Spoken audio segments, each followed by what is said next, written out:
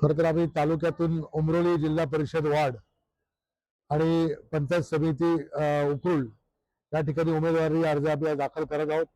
पंचायत समितीचा आता केलेला आहे. थोड्या वेळात मी पूर्ण जिल्हा परिषदचा आम्ही मानगाव वरडी जिल्हा परिषद वार्ड आहे तिथे आम्ही दाखल करत आहोत.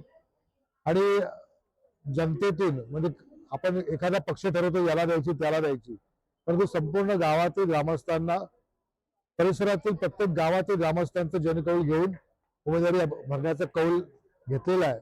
आणि लोकांसाठी काहीतरी चांगलं करायचंय. राजकारणात चढाओढीपेक्षा समाजसेवेचा व्रत घेऊन माझी पत्नी प्रियंका पाटील हिने उमेदवारी अर्ज भरलेला आहे. आणि आपल्या माध्यमातून सांगू इच्छितो की सर्वांच्या आशीर्वादाने आमचं रेल्वे इंजिन या निवडणुकीमध्ये उतरलं असून जनतेचं भरभरून प्रेम आणि मतदान रूपी आशीर्वाद याची आम्हाला नक्कीच खात्री आहे की त्याचं विजयमध्ये रूपांतर होईल. स्वबळावरती इथे उतरलेली आहे. मला वाटतं अनेक लोकांशी आमचं बोलणं चालू आहे आणि अनेक लोकांचे प्रस्ताव देखील येत आहेत.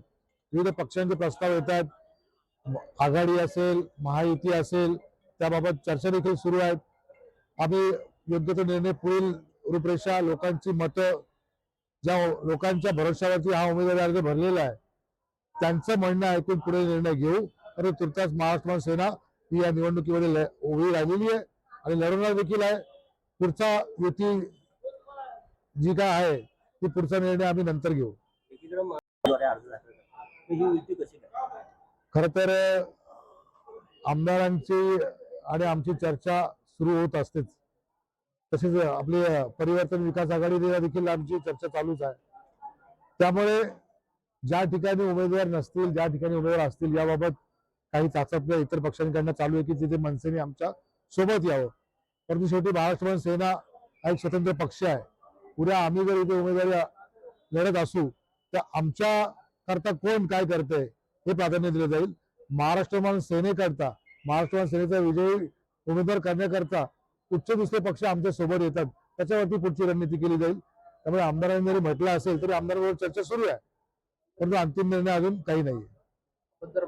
ठाकरे गट हा अजितदादा गटाबरोबर इकडे जॉईन झालेला आहे. ठाकरे गटाच्या कुठच्याही नेत्यांकडनं आमच्याशी काही चर्चा झालेली नाहीये. त्यामुळे महाराष्ट्र सेना देखील एक स्वतंत्र पक्ष आहे.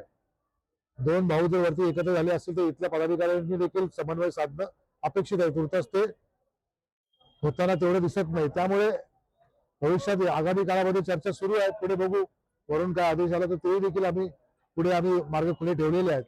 त्यामुळे अंतिम निर्णय हा पक्षाध्यक्षानुसार आम्ही घेतला जाईल.